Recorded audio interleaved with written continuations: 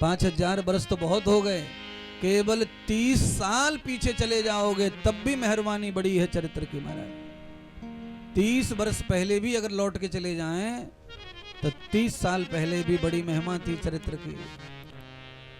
तनक भी किसी लड़का या लड़की के बारे में गांव में थोड़ी भी गलत बात फैल गई तो उसका ब्याह होना कठिन ही था फिर महाराज। उसको सम्मान इज्जत मिलना ही कठिन है गांव में, चाहे लड़का हो या लड़की। अब ऐसा नहीं है, अब तो भागकर शादी करना ही अच्छा लगता है लोगों को, उसी को ही अच्छा मानते हैं। लव मैरिज ही सबसे श्रेष्ठ शादी है। लोगों को लगता है कि लव मैरिज कर लो, सबसे ज्यादा देवता इसी में प्रसन्न होंगे।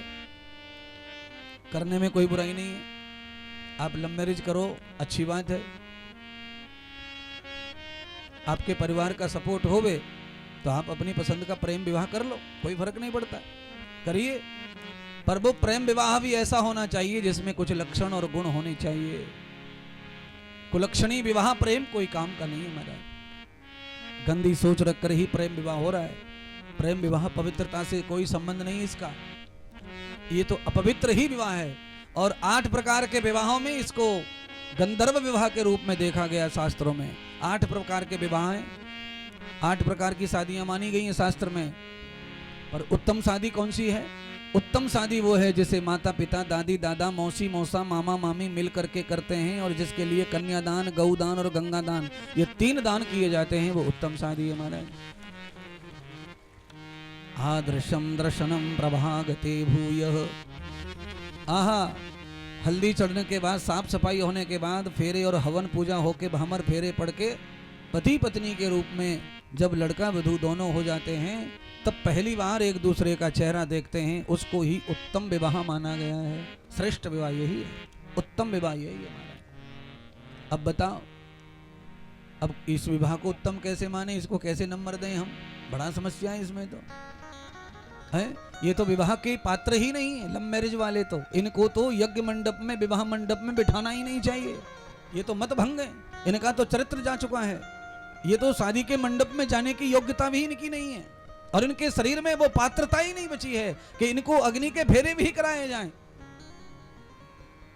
अब बताओ क्या करें? अब तो पांडाल में भी लड़कियों को टेंशन सा आ गया। गुरुजी क्या बता रहे महाराज, है लड़के भी टेंशन में आ गए।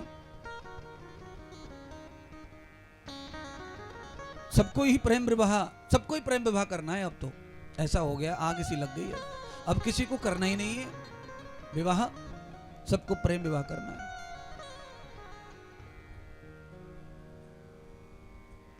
क्या होगा महाराज प्रेम विवाह से? सुनिए, प्रेम विवाह का परिणाम क्या है, तो परिणाम सुनो। प्रेम विवाह का परिणाम यह है कि घर में राक्षस पैदा होंगे, और राक्षस पैदा होंगे तो क्या होगा? कुल का नाश होगा, कुल में कोई रहेगा ही नहीं। राक्षस क्या करते हैं? राक्षस न दिन देखते न रात, ऊधम करते हैं, झगड़ा करते हैं, शरारत करते हैं, उनको रात भी नहीं है।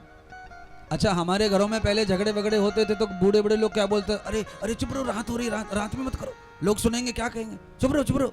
यानी कि झगड़ा भी दिन में करो, रात में ना करो। पर अब क्या हो रहा है, ना रात का पता ना दिन का पड़ा। सुबह 4 बजे भी धाम धूम बाज रही है हमारा, 4 बजे भी धक्कड़ा हो रहा है। जिसको जो बोलना है बोल रहा है, जिसको जैसा बोलना है बोल रहा है। ये क्या है? ये तुम्हारे रहन सहन का ही प्रभाव है। भगवान श्याम सुंदर द्वारिकानाथ जी ने उन समस्त स्त्रियों की जान बचाई, किसी को मरने नहीं दिया। तो कहा मरने की जरूरत नहीं है। क्यों? तुम्हारे चरित्र का हनन हुआ है, तुमने चरित्र बेका नहीं है, तुम चरित्रहीन नहीं हो। तुम्हारे साथ में जोर जबरदस्ती हुई है, तुम्हें अपहरण करके ले जाया गया, इसलिए तुम दोषी न होने के कारण तुम डरो। तुम मत डरो, मैं तुम्हें सम्मान दिलाऊंगा। तब भगवान ने क्या किया? सम्मान दिलाने के लिए भगवान ने उन समस्त स्त्रियों को अपनी पत्नी का ही दर्जा दे दिया। तुम मेरी पत्नी जैसी हो, मेरे यहाँ रहो, पूजा करो, सेवा करो और अपने जीवन को कल्याण करो। मरने की जरूरत नहीं है।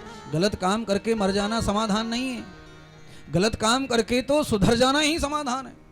अच्छा, गलत काम कर लिया और मर गए तो समाधान थोड़ी हो गया। मरने के बाद में भी थू थू थू थू थू थू थू थू थू होती होने वाली है, और जन्म लेके आगे जो कुत्ता कुतिया बनेंगे वो अलग बात, वो बहुत बुरी बात है।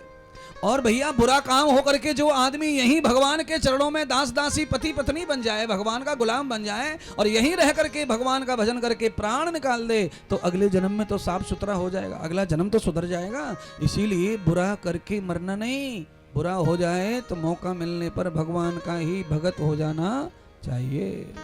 परमात्मा की सेवा में चले जाओ, मर के पीछा नहीं छूटता है, मर के तो कर्म साथ ही जाएगा और कर्म साथ जाएगा तो जन्म तो पल भर में हो जाता है। मरेंगे और 1 मिनट के बाद जन्म, एक ही पल में जन्म होता है, फिर क्या करेंगे? कर्म साथ में जाता है महाराज, और जो बदनामी है वो यहीं रह जाती है, यहां भी थू थू वहां भी थू थू, क्या फायदा हुआ? इसीलिए राजा परीक्षित कहते हैं गुरुदेव एक बार नहीं मुझे 1000 बार मौत आ जाए फर्क नहीं पड़ता, पर मरने के बाद मेरी मृत्यु पर एक भी आदमी आलोचना और बुराई नहीं करना चाहिए, इसीलिए मेरा कल्याण करो। गुरुदेव से कह रहे हैं, इसीलिए मुझे कथा सुनाओ।